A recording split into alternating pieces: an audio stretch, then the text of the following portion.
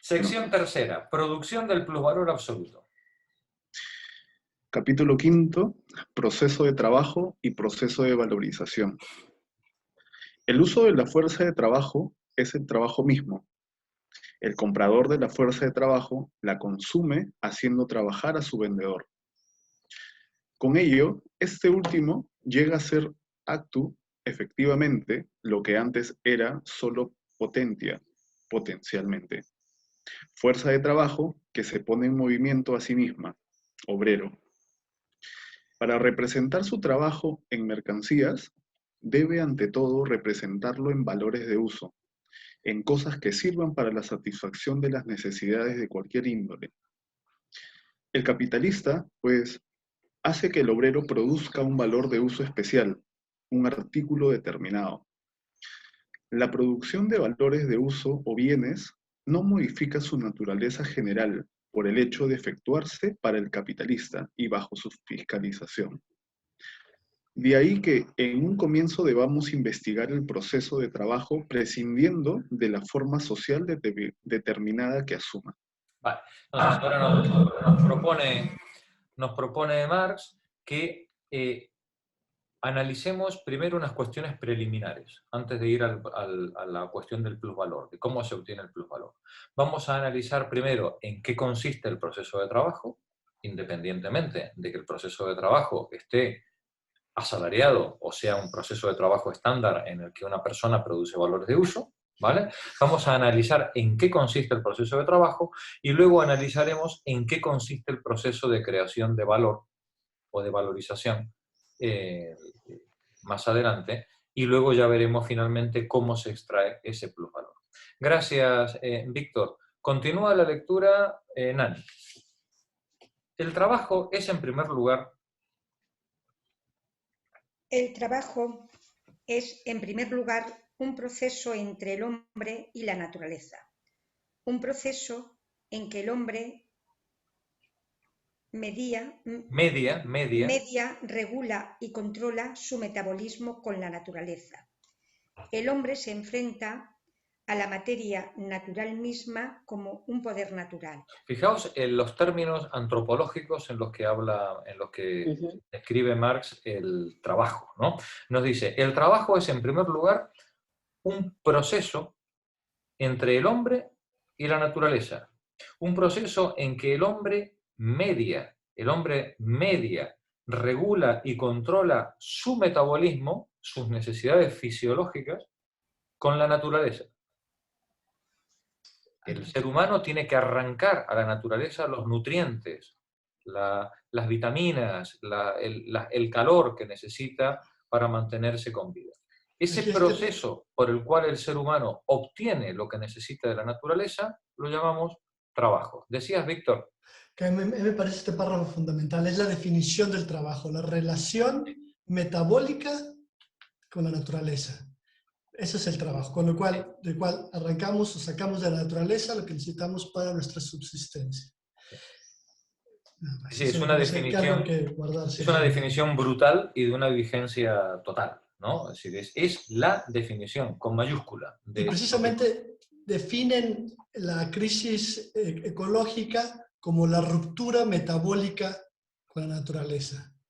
En el momento en que uno ya no puede hacer ningún trabajo sobre la naturaleza para cual obtener su supervivencia, porque la naturaleza ya no puede proveer la supervivencia para el ser humano. Claro, el capitalismo ahora te dice que el trabajo es una forma de ¿cómo es?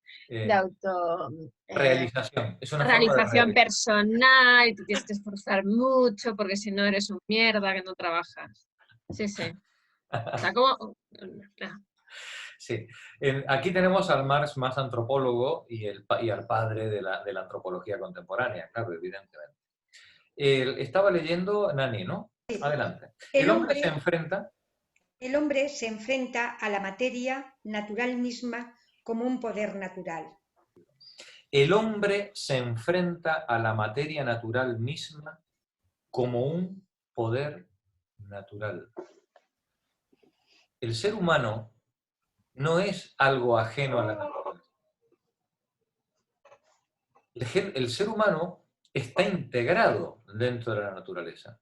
La naturaleza es el ámbito dentro del cual el ser humano se desenvuelve, pero el ser humano forma parte de esa naturaleza. Del De ahí, ecosistema. claro, de ahí que decía antes Víctor, la ruptura de la relación entre el sujeto y la naturaleza es la ruptura metabólica que impide al ser humano poder satisfacer sus necesidades. ¿Cuál es la primera fase de esa ruptura metabólica que la tenéis en los manuscritos de 1844, en el pasaje Trabajo enajenado? Apuntároslo y disfrutad como enanas con la gran literatura. La apropiación de los medios de producción. Cuando una parte de la comunidad se apropia de los medios de producción, se apropia también de una parte de la naturaleza, ajenando al ser humano de sus condiciones de supervivencia, separándole de la naturaleza, rompiendo su nexo y transformando a la naturaleza en un objeto frente al sujeto explotador. Y arrojándolo a las manos del... claro, a las manos del que te ha robado el medio de producción. Totalmente. Y nosotros como gilipollas allí que le vamos y les pedimos. El ser humano queda arrojado al proceso productivo como una mercancía y la naturaleza queda arrojada en la naturaleza, que era el ámbito natural en el que se desarrollaba el metabolismo del ser humano y la naturaleza, queda transformada en una mera materia, en una mera cosa a explotar hasta su última consecuencia. No sé si somos conscientes de la grandeza de este párrafo, es decir, brutal. Este es el Marx más ecologista, más moderno que se puede encontrar en estos párrafos, ¿no? Y todo esto viene de los manuscritos, de 1844, un Marx de 25 años. Parece mentira, qué cabeza tenía el personaje este. Nani, perdona la interrupción. Adelante. No, Es al que me entusiasmo, contrario. ¿viste? Al contrario, nos haces ver muchas cosas que yo personalmente te agradezco muchísimo. Pone en movimiento las fuerzas naturales que pertenecen a su corporeidad, brazos y piernas, cabeza y manos, a fin de apoderarse de los materiales de la naturaleza bajo una forma útil para su propia vida. Al operar por medio de este movimiento sobre la naturaleza exterior a él y transformarla, transforma a la vez su propia naturaleza. Detente, Nani, por Dios, detente. Mira lo que acabas de decir. Al operar por medio de ese movimiento sobre la naturaleza, ese movimiento de las piernas, la cabeza, etc. Sí, lee. Al operar por medio de ese movimiento sobre la naturaleza exterior a él y transformarla, transforma a la vez su propia naturaleza. El Homo faber, operando sobre el medio natural, como forma parte del medio natural, transformando la naturaleza, se transforma a sí mismo. Y eso también, mucho de la psicología es eso. Uno entiende el mundo en su relación con el mundo. El cerebro se va formando haciendo con las manos. El ser humano es praxis. Ese es el secreto de la praxis en Marx. ¿Sí? El ser humano es acción. Es acción. El ser humano se constituye, se configura como sujeto actuando sobre el mundo y al actuar sobre el mundo actúa sobre sí mismo. El ser humano va modificando su propia naturaleza a la vez que actúa sobre la naturaleza que le rodea. No existe. ¿Cómo? No, estoy yo. No, di. No, que ahora actuamos retuiteando. Sí, bueno, sí. No, es que no existe separación sujeto-objeto. No, es que no. No hay separación sujeto-objeto. Vamos a la mierda. El ser humano es parte del entorno en el que actúa, en el que desarrolla su acción. Y en la medida en la que desarrolla su acción sobre ese entorno, es el propio entorno, es el entorno ecológico el que se modifica a sí mismo a través del sujeto, a través de la acción del ser humano. ¿Vale? Adelante, Nani. Pura poesía todo lo que estamos leyendo. Sí, es verdad. Desarrolla las potencias que dormitaban en ella y sujeta a su señorío el juego de fuerzas de las mismas. No hemos de referirnos aquí a las primeras formas instintivas de índole animal que reviste el trabajo. La situación en que el obrero se presenta en el mercado como vendedor de su propia fuerza de trabajo ha dejado atrás, en el trasfondo lejano de los tiempos primitivos, la situación en que el trabajo humano no se había despojado aún de su primera forma instintiva. Concebimos el trabajo bajo una forma en la cual pertenece exclusivamente al hombre. Una araña ejecuta operaciones que recuerdan las del tejedor y una abeja avergonzaría por la construcción de las celdillas de su panal a más de un maestro albañil. Doy fe. Pero lo que distingue ventajosamente al peor maestro albañil de la mejor abeja es que el primero ha modelado la celdilla en su cabeza antes de construirla en la cera. Fijaos cómo vamos afinando y cómo vamos definiendo el trabajo. Eso es un maestro, eso es un absoluto maestro. Efectivamente.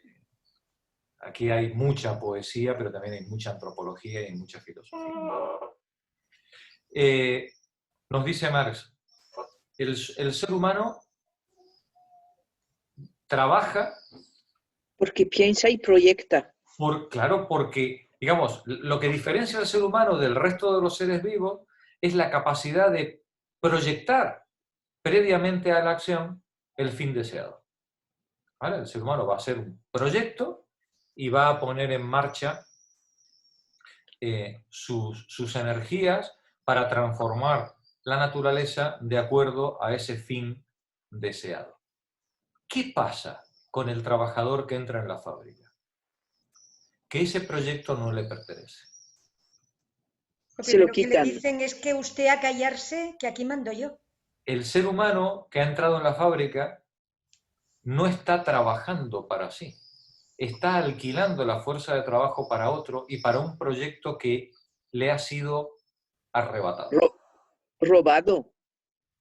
Él ha enajenado, junto con su fuerza de trabajo, ha enajenado los fines a los que va a aplicar esa fuerza de trabajo. Fijaos cuánto se parece el trabajador de la fábrica a la abeja en esta nueva concepción del trabajo. Lo que distinguía al ser humano de la abeja o de la araña era el proyecto. ¿No? Y se lo han quitado. Ahora resulta que el proyecto ya no le pertenece. Bueno, ya no le pertenece ni la miel, ni el proyecto. Ni la cera, ni nada. Pero es más perverso aún, porque encima, como tiene conciencia, lo pasa muy mal, porque la abeja al menos, bueno, pues va con su automatismo. Exactamente, el tiempo que... Pero el obrero es terrible. Hay veces que había que decirle al obrero cuando estaba, que llevaba el cronómetro para cronometrar las piezas, era tonto. Cuando estaba delante empezaba a trabajar más deprisa. Sí, tenías que decirle porque ves a tu ritmo, porque estás fastidiando al resto de... Otra película para recomendar. Los tiempos modernos, ¿no? No, viernes, a ver cómo es, viernes tarde, sábado. Ah, sí, sí.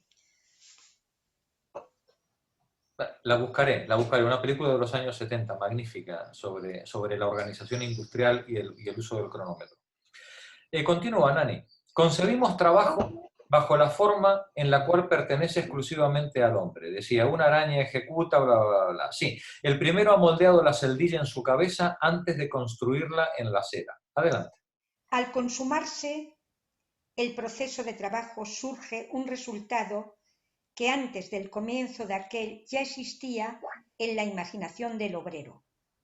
O sea, idealmente, el obrero no solo efectúa un cambio de forma de lo natural, en lo natural, al mismo tiempo, efectiviza su propio objetivo, objetivo que él sabe que determina como una ley, el modo y manera de su accionar y al que tiene que subordinar su voluntad.